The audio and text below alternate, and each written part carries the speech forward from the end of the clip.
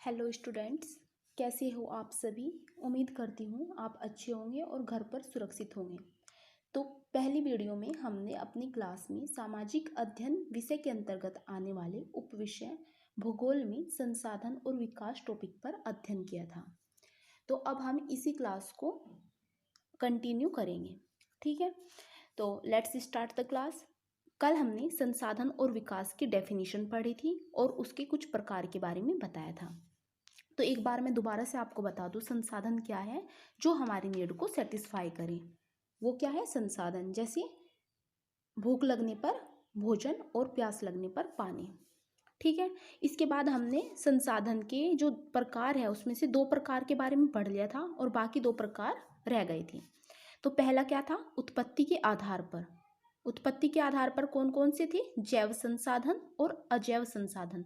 जैव संसाधन वे संसाधन होते हैं जो हमें सजीव चीजों से, सजीव लिविंग थिंग से प्राप्त होते हैं, जैसे पेड़ पौधों से और पशु पक्षी से। इसके बाद अजैव संसाधन वे होते हैं जो हमें निर्जीव वस्तुओं से प्राप्त होते हैं या नॉन लिविंग थिंग से प्राप्त होते हैं। समाप्यता के आधार पर, जो लिमिटेशन या लिमिट के आधार पर है, वो है नवीकरणीय और अनवीकरणीय। नवीकरणीय वे होते हैं जिनका दोबारा से, जिनको हम उत्पन्न कर सकते हैं, और अनवीकरणीय क्या होते हैं? जिसको हम दोबारा से उत्पन्न नहीं कर सकते। तो जो ये हमने अब तक किया है ये इससे पहली क्लास का है। अब इसके बाद की जो क्लास, मतलब आज की जो क्लास होगी, उसको हम धीरे धीरे स्टार्ट करेंगे और मैं अच्छे से समझाने की कोशिश करूँगी। अब ये है स्वामित्व के आधार पर। स्वामित्व मतलब किसी चीज पर अपना अधिकार होना, उसके आधार पर। चार प्रकार हैं, 4 पॉइंट है। व्यक्तिगत संसाधन, वे निजी वस्तुएं जिन पर हमारा स्वामित्व होता है, जैसे हमारी खुद की दुकान, हमारे खुद के खेत, जमीन और मकान, जिस पर व्यक्ति का क्या होता है? पर्सनली अधिकार। अगर हमारे मकान या हमारे घर में कोई, घर पर कोई कब्जा करने की कोशिश करता है तो हम उसको नहीं करने देते, क्योंकि क्या है? वो हमारी निजी संपत्ति है, हमारा निजी संसाधन है।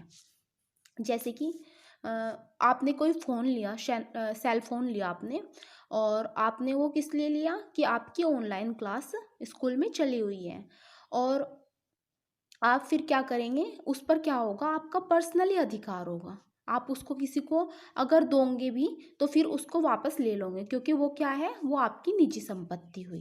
इसके बाद सेकंड टॉपिक, सामुदायिक संसाधन।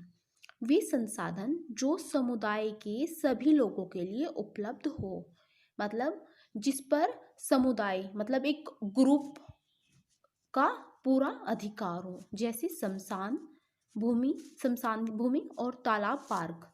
तालाब, जैसे हम किसी गांव में रहते हैं तो वहाँ का जो तालाब होता है उस पर प्रत्येक व्यक्ति का अधिकार होता है। किसी शहर में पार्क है तो उस पार्क पर समुदाय, वहाँ के आसपास के लोगों का संपूर्ण अधिकार होता है। ठीक है, तो ये क्या हुआ? सामुदायिक। व्यक्तिगत क्या है? जिस पर एक व्यक्ति का निजी अधिकार हो, और सामुदायिक जिस पर एक समुदाय का अधिकार हो। इसके बाद राष्ट्रीय संसाधन, ऐसे संसाधन जिस पर किसी देश का अधिकार हो। राष्ट्र मतलब किसी राष्ट्र का अधिकार हो। और ये कौन कौन से हैं? जल संसाधन, रेल, वन और खनिज। अगर कहीं पर खनिज पाया जाता है किसी देश में तो उस पर किसका अधिकार हो जाता है? उस देश के जो लीडर्स होते हैं या उस राष्ट्र का पूरा अधिकार हो जाता है उस खनिज पर, खनिज संसाधन पर। तो वन, जल, संसाधन। ठीक है, और अब ये लाइन जो है, देश की सरकार को अधिकार है कि वह व्यक्तिगत संसाधन पर अधिग्रहण कर सकती है। फॉर एग्जाम्पल, किसी का खेत है और वहाँ पर उस व्यक्ति को पता चलता है कि इस जो भूमि है इसके नीचे क्या है? तेल की मात्रा है, मतलब इस जमीन के नीचे भरपूर मात्रा में तेल उपलब्ध है, पेट्रोल तेल उपलब्ध है। तो वो बिना किसी तकनीकी साधन के उसको निकाल नहीं सकता, क्योंकि ये बहुत ही लॉन्ग प्रोसेस होता है। तो अगर वहाँ की सरकार को जब इसके बारे में पता चल जाता है तो उस व्यक्ति की जो जमीन होती है उस पर किसका आधिपत्य हो जाता है? वहाँ के राष्ट्र का। ठीक है, वहाँ की सरकार का।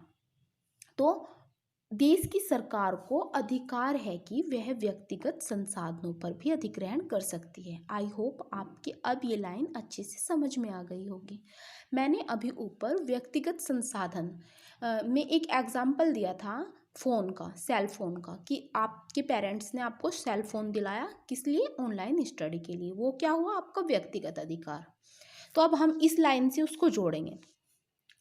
आपके पेरेंट्स ने फ़ोन दिलवाया लेकिन आप उसका क्या कर रहे हो? मिसयूज। आप उससे अपनी पढ़ाई नहीं कर रहे हो और आप अदर एक्टिविटी उस पर कर रहे हो, जैसे कि आप अदर सोशल साइट्स से उससे जुड़ गए हो, like Facebook, WhatsApp, TikTok, Insta. तो आपके जो पेरेंट्स हैं उसको इस बारे में पता लग गया कि आप इसका मिसयूज कर रहे हो, तो वो क्या करेंगे?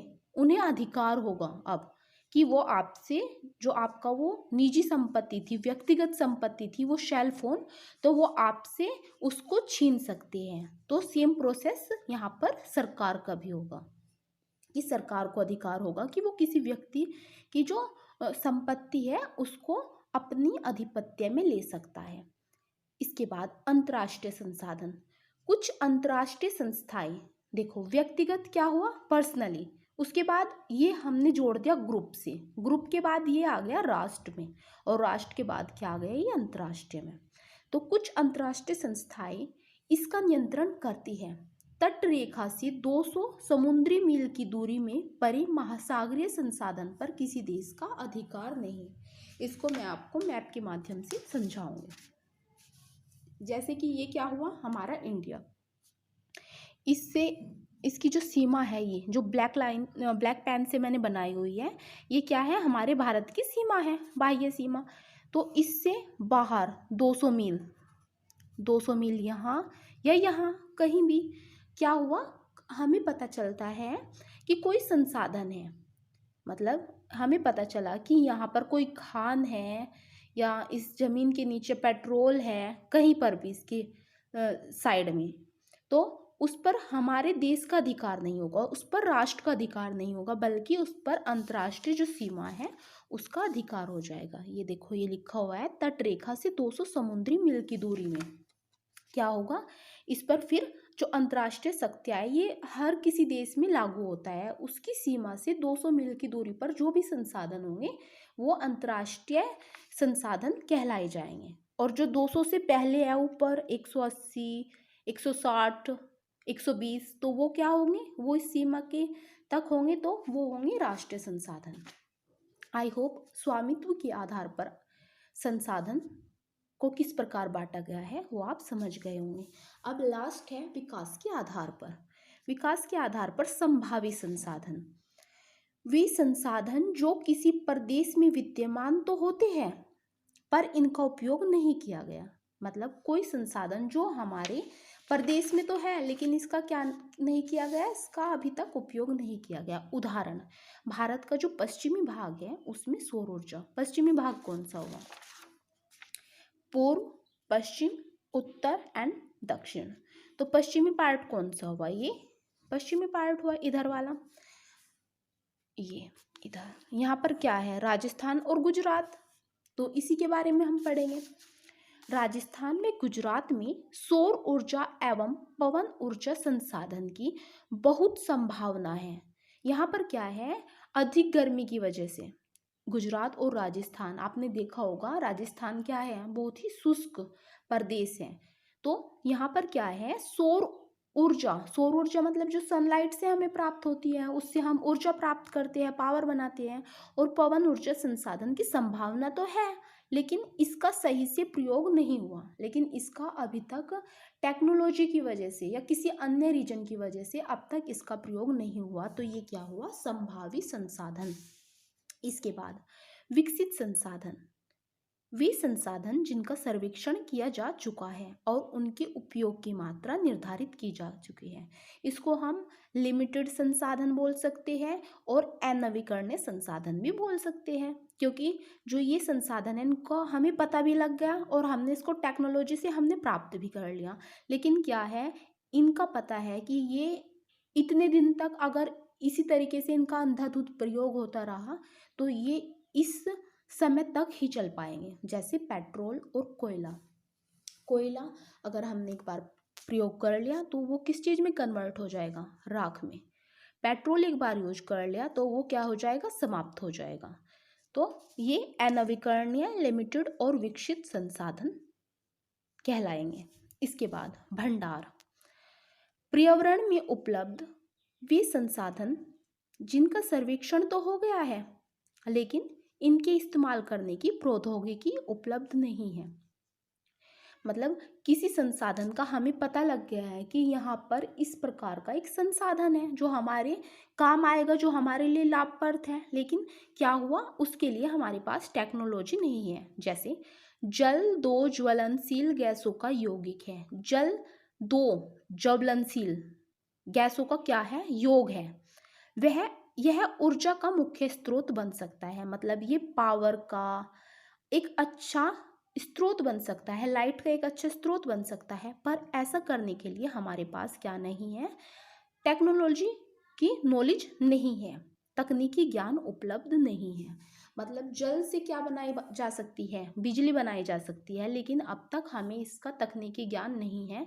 तो ये किस श्रेणी में आ गया, ये आ गया भंडार। मतलब ये एक प्रकार से भंडार की श्रेणी में आ जाता है, भंडार रह गया ये बना हुआ। इसके बाद संचित कोष, यह भंडार का ही हिस्सा है, तकनीक द्वारा इसको प्रयोग में लाया जा सकता है। मतलब किसका हिस्सा, ये जो ऊपर बताया था भंडार का, वही बात है, तकनीकी से इसके उपयोग में लाया जा सकता है, परंतु इसका उपयोग अभी शुरू नहीं हुआ है। भविष्य में अगर कभी टेक्नोलॉजी ज्ञान होता है तो इसका प्रयोग किया जा सकता है। ठीक है, और फिर ये क्या करेगा, भविष्य की आवश्यकताओं को पूरा करने के लिए ये प्रयोग में लाया जाएगा। तो हमने जो संसाधन के प्रकार थे उनके बारे में पढ़ लिया, और ये आपका एक लॉन्ग क्वेश्चन भी बन गया है जो आपको अपनी नोटबुक में करना होगा। क्या क्वेश्चन है, संसाधन और विकास क्या है, संसाधन के प्रकार के बारे में विस्तृत से वर्णन कीजिए। मैंने आपको उत्पत्ति के आधार पर, समाप्यता के आधार पर, स्वामित्व के आधार पर और विकास के आधार पर बता दिया है।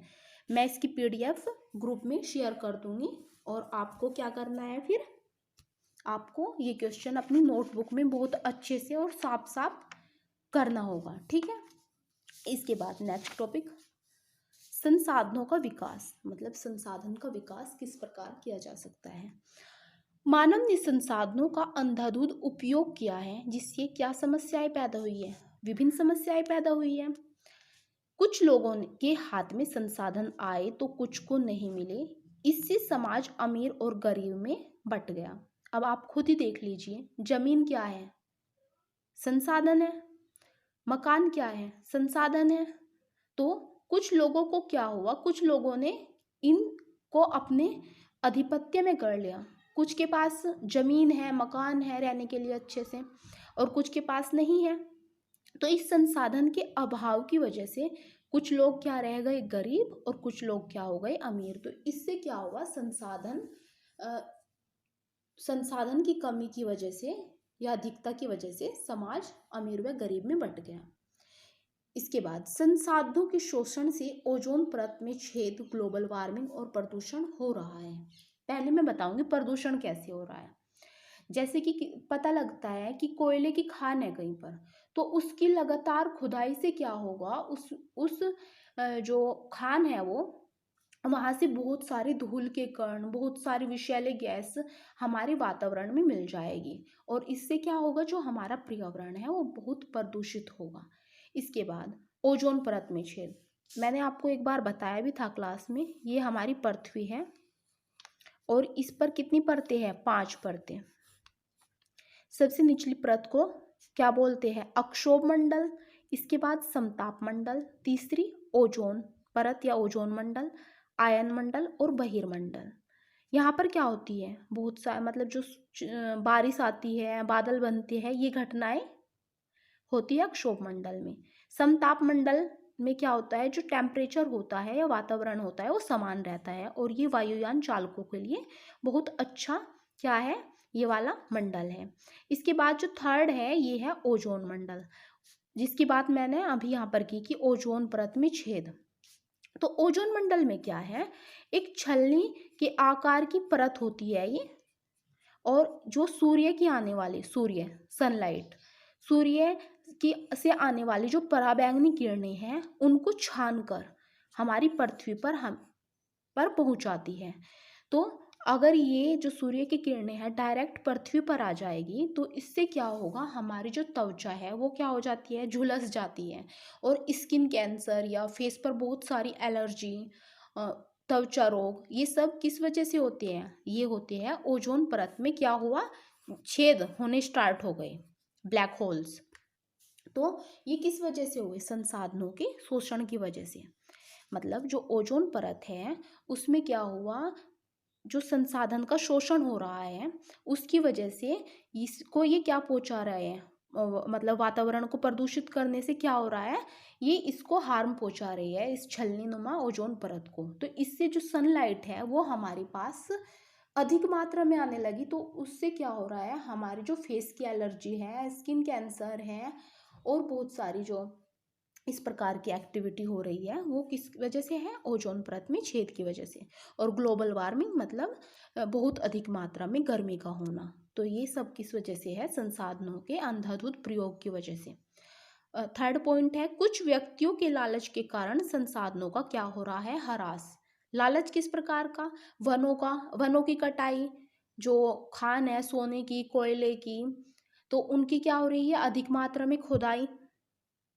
तो इस वजह से क्या हो रहा है, संसाधनों का ह्रास हो रहा है। आई होप आपको ये भी अच्छे से समझ में आ गया होगा, ये पॉइंट भी।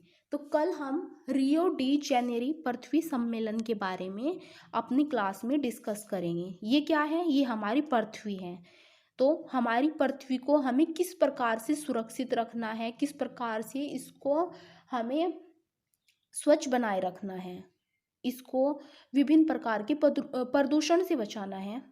तो ये कल हम किस में पढ़ेंगे, अपनी नेक्स्ट क्लास में। और ये रियो डी जेनेरो पृथ्वी सम्मेलन 1992 में बनाया गया था। ठीक है, तो आप अपने नोट्स बना लेना, ये आपका फर्स्ट क्या है, लॉन्ग क्वेश्चन। और कल हम संसाधनों का जो क्या है, संसाधन नियोजन, जो अब की बार आपके बोर्ड एग्जाम में भी आया था, संसाधन नियोजन क्या है, ये हम अच्छे से कल पढ़ेंगे। ठीक है, तो आप सभी क्लास को इसी तरीके से फॉलो करते रहे, अपने नोट्स बनाते रहे और घर पर रहे, सुरक्षित रहे। ठीक है, जय हिंद, जय भारत।